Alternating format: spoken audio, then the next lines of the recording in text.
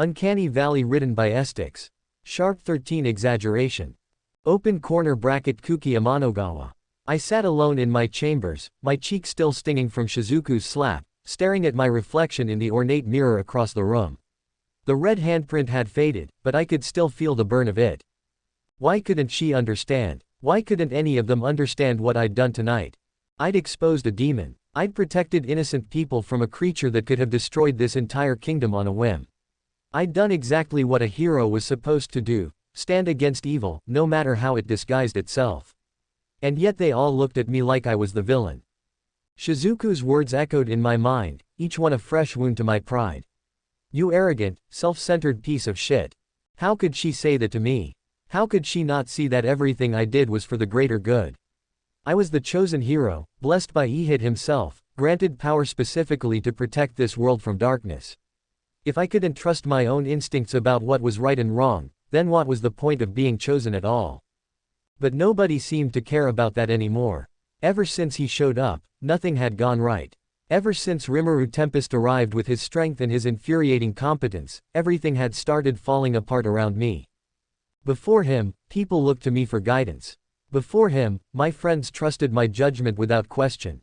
Before him, I was the undisputed center of our group, the one everyone relied on, the one whose opinion mattered most. Then he came along with his superior swordsmanship and his mysterious powers, training Shizuku like I never could, solving problems I couldn't handle, making me look inadequate by comparison. And everyone just accepted it. They welcomed him with open arms while treating my concerns like paranoid delusions. Well, tonight had proven me right, hadn't it? The way he'd moved, the casual ease with which he'd killed those knights, that wasn't human. That was something monstrous wearing a human face, exactly like I'd suspected all along. The fact that he'd hidden his true nature so well only proved how dangerous he really was. I'd done the right thing. I'd seen through his deception when everyone else had been fooled. I'd acted to protect innocent people from a creature that could have slaughtered them all. So why did I feel so hollow? Because they don't understand, I told myself firmly. Because they've been deceived just like everyone else. They can't see past his act to the monster underneath. But even as I tried to convince myself, doubt not at the edges of my certainty. The way Shizuku had looked at me, not with disappointment or anger, but with genuine disgust. Like I'd become something she couldn't recognize. You're not even the friend I grew up with. Those words hurt more than I wanted to admit. Shizuku had been my closest friend since childhood, the one person I'd always been able to count on for support. If she couldn't understand why I'd done what I did, if she thought I was motivated by jealousy rather than justice. No, she was wrong. They were all wrong. I was the hero. I was chosen by God himself to protect this world. My instincts about good and evil couldn't be wrong. They were divine guidance, not petty human emotion. But as I sat there in the silence of my room, other memories began to surface. Memories I'd been trying to suppress, moments that had shaken my confidence long before Rimuru had ever appeared. The Orcus Labyrinth, the 65th floor, the Behemoth. Our first real defeat as a hero party. The first time my strength hadn't been enough, my leadership hadn't been sufficient, my divine blessing hadn't guaranteed victory. And Hajime Nagumo. The thought of that useless classmate made my jaw clench with familiar irritation. Weak, pathetic Hajime who'd somehow captured Kaori's attention despite being completely unremarkable in every way. I'd never understood what she saw in him, why she wasted her time and affection on someone so ordinary when she could have. When he and the Behemoth fell in that chasm, I'd felt relief. It was a terrible thing to admit, even to myself, but part of me had been grateful that the source of my confusion about Kaori was finally gone. But even with Hajime dead, everything had continued to fall apart. The party's morale had plummeted after our retreat from the labyrinth. But they should have been looking to me for leadership, for reassurance that we could overcome any obstacle. Instead, they'd withdrawn into their guilt and self-doubt, and I'd found myself increasingly isolated even before Rimuru had shown up to make everything worse. But now I saw the solution clearly. The labyrinth. That's where it had all started to go wrong, and that's where I would make it right again. I stood up from my chair, moving to the window that overlooked the capital city below. Somewhere out there, my party members were probably still reeling from tonight's events, questioning everything they thought they knew about justice and heroism. They needed to see my strength again. They needed to be reminded why I was chosen, why I was their leader, why they should trust my judgment above all others. The behemoth was still down there on the 65th floor, the monster that had dealt us our first defeat. If I could return there and destroy it, if I could show them that I'd grown strong enough to overcome our greatest failure, then everything would go back to the way it was supposed to be. They'd see that I was right about everything. About the labyrinth, about strength, about the threats we faced. And maybe, eventually, they'd understand that I'd been right about Rimuru too. A dark smile played across my lips as the plan solidified in my mind. Tomorrow, I would gather the hero party and propose we return to complete what we'd started. They'd resist at first, still shaken by the memory of our defeat, but I'd convince them. I'd make them see that facing our failures was the only way to move forward. And when I stood victorious over the behemoth's corpse, when I proved that my divine strength was sufficient to overcome any obstacle, they'd finally remember why they'd followed me in the first place. The doubt would leave their eyes.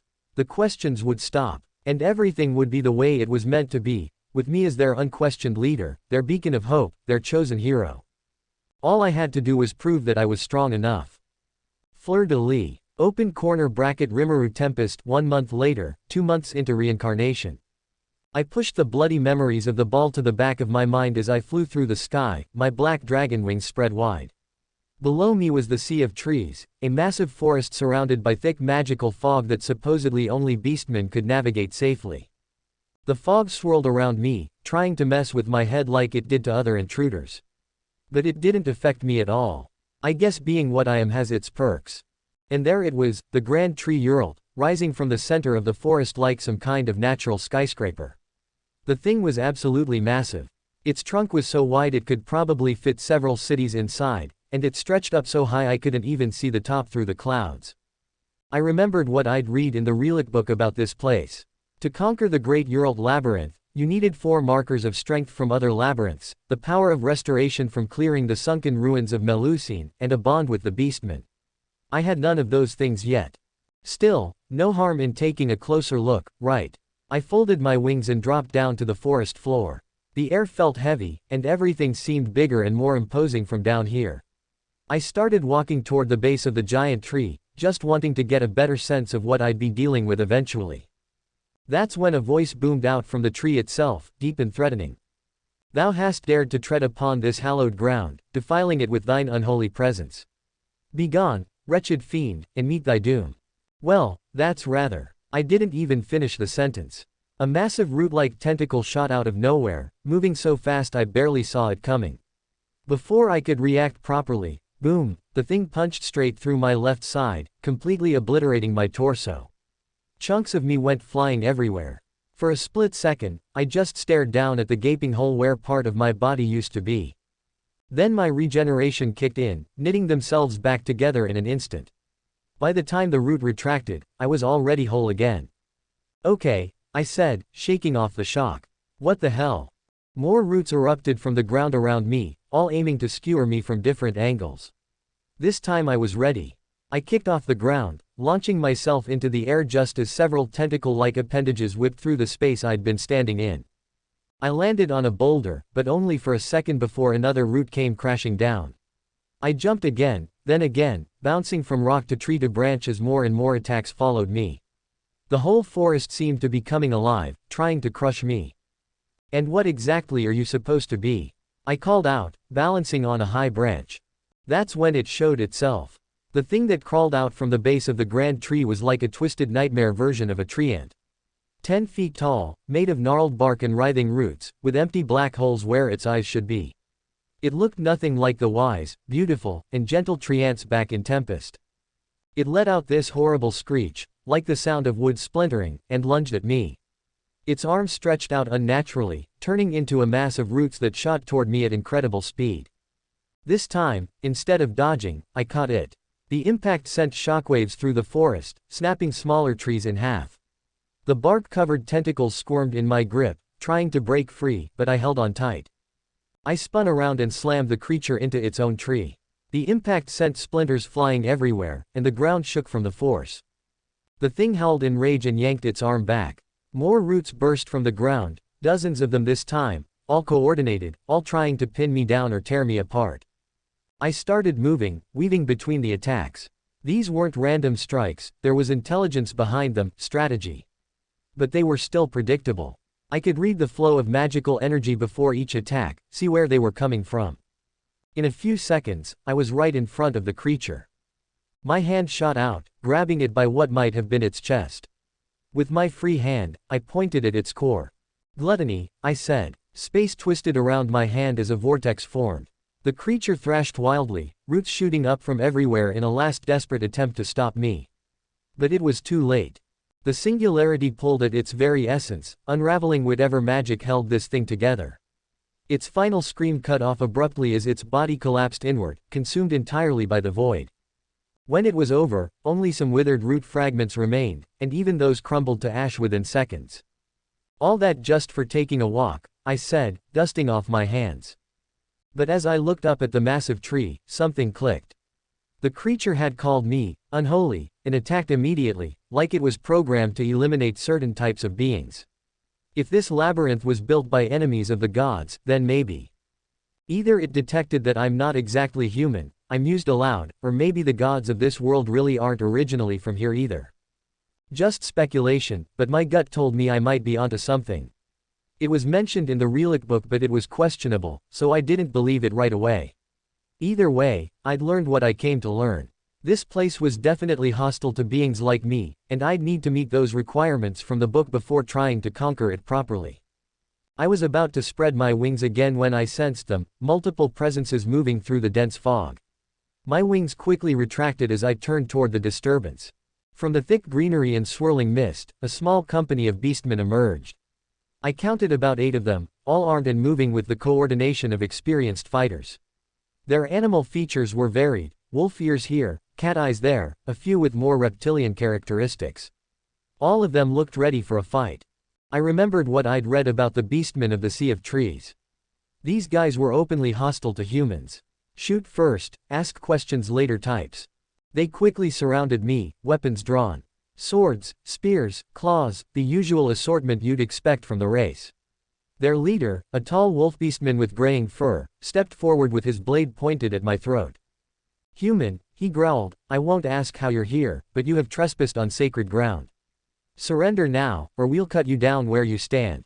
I raised my hands in a peaceful gesture, keeping my expression calm. Sure, I could probably take all of them without breaking a sweat, but where was the adventure in that? Hey now, no need for hostility. I was just taking a look around. Liar, snarled one of the younger ones, a cat beastman girl with juicy proportions and orange fur. No human can navigate the fog barrier. You must be using some dark magic. The corruption from the tree, added another. He's the one who disturbed the ancient guardian. Well, they weren't wrong about that last part. Look, I said, keeping my tone reasonable, I'm not here to cause trouble. I was just curious about the big tree. Is that really such a crime? Curiosity. The wolf leader spat. Humans kept invading our homeland, enslaved our people, and now you come here speaking of curiosity.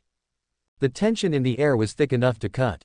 Several of the beastmen were practically vibrating with barely contained rage. I could see claws extending, pupils dilating. This was about more than just trespassing. You'll pay for the sins of your kind, shouted one of them, a bear beastman built like a mountain. Actually, I said, I'm not exactly. That's when the hot-headed cat beastman lost her patience.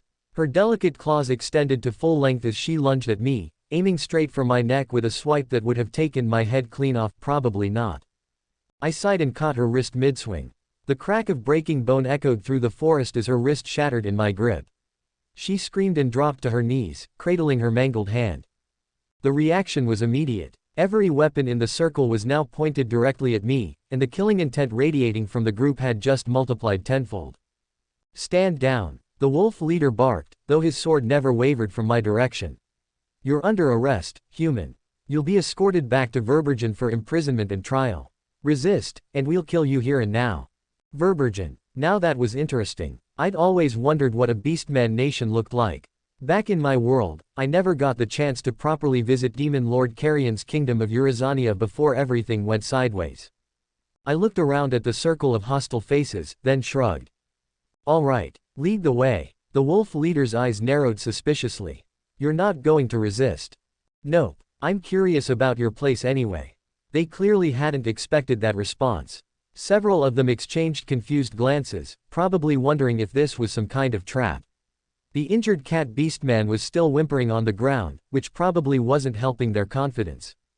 Bind his hands, the leader ordered after a moment. And watch him carefully. Anyone who can shatter Zara's wrist like that isn't to be underestimated. As they approached with rope, I couldn't help but smile. This was turning out to be more interesting than I'd expected. A chance to see Beastman's society up close, and all I had to do was play the part of a captured human. Sometimes the best adventures were the ones you didn't plan for.